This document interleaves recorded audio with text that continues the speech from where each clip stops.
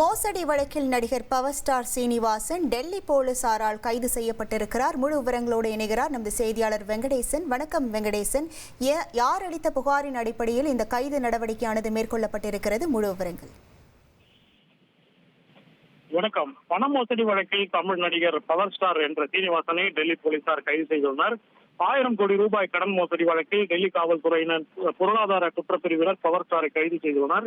இந்த வழக்கின் பின்னணியை பார்த்தோம் என்றால், இந்த வழக்கு 2018ஆம் ஆண்டு தொடங்கி இவர் தேடப்படும் குற்றவாளியாக அறிவிக்கப்பட்டு இந்த மிகப்பெரிய இந்த கடன் மோசடியில் சுமார் 5 கோடி அளவிற்கு மோசடி செய்து 1000 கோடி ரூபாய் திரட்டுவதாக தெரிவித்து இந்த மோசடி செய்துள்ளதாகவும், இந்த வழக்கில் ஏற்கனவே இதுபோன்று பவர் ஸ்டாருக்கு எதிராக ஏற்கனவே சென்னை காவல்துறையினர் 6 வழக்குகளை பதிவு செய்துள்ளதாகவும், இந்த மோசடி வழக்கில் தற்போது டெல்லி போலீசார் குறிப்பாக பொருளாதார குற்ற தடுப்பு பிரிவினர் பவர் ஸ்டாரை கைது செய்து தற்போது விசாரித்து வருகின்றனர்.